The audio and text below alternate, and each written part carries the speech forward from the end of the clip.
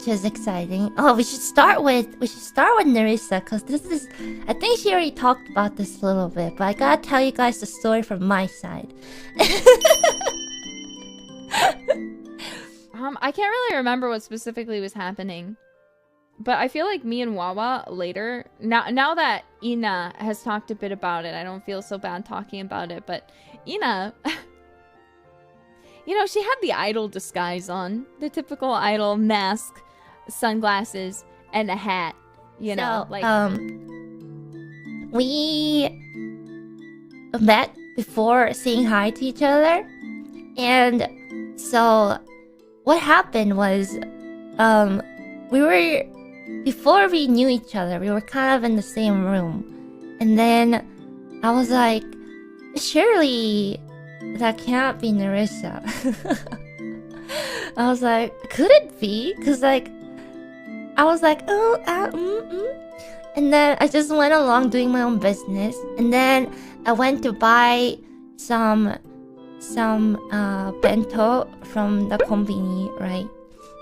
When I noticed her, and I was like, yo. So I didn't recognize her, but like at the same time, like I just had a feeling, you know what I mean? Like I was like, something tells me that this is Ina. Preparing to eat my dinner. I was picking out my bento, and I was of course wearing a mask, and I was wearing a hat, and I was in glasses, and so I blended in with everyone, kind of.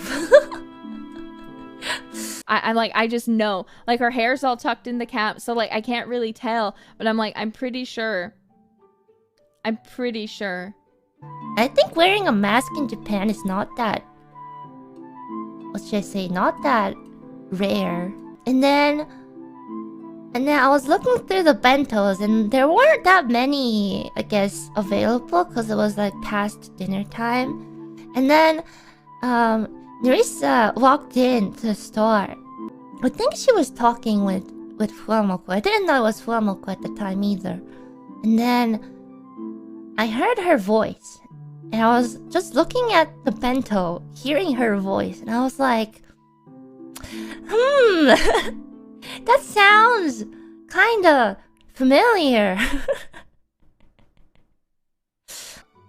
I went to the konbini with Fuamoko. They came to get me and take me around, and they're like, hi, and I was like, hi, because and that's where first we went to one konbini, and then we went to another, and that's where Ina's story, I think she told, happened. So I was walking, and I saw that girl again, who I was like, I'm pretty sure that's Ina, and I was like, I think I even told Fuamoko, I was like, I'm not sure, but I think that's Ina, and they were even like, oh, Bao Bao, do you think we should go ask?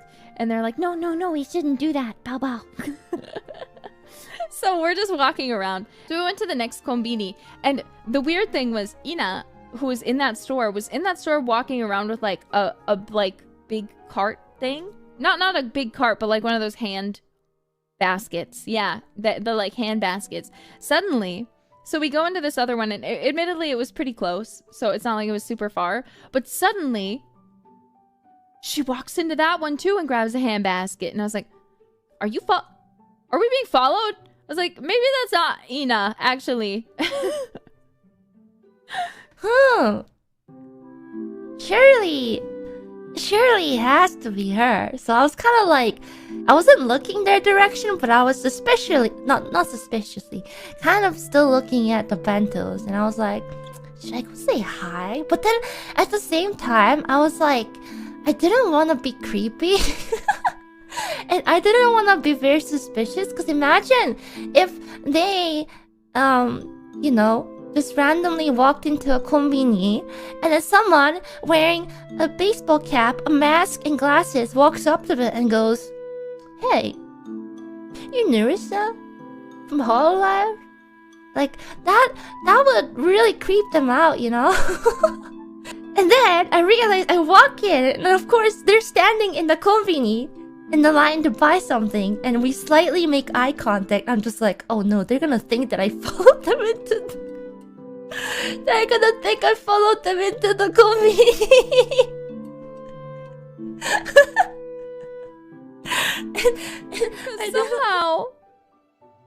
Somehow they had a basket in the other one and came into this one and grabbed another basket, and they look so suspicious wearing sunglasses inside during the night when there's no sun.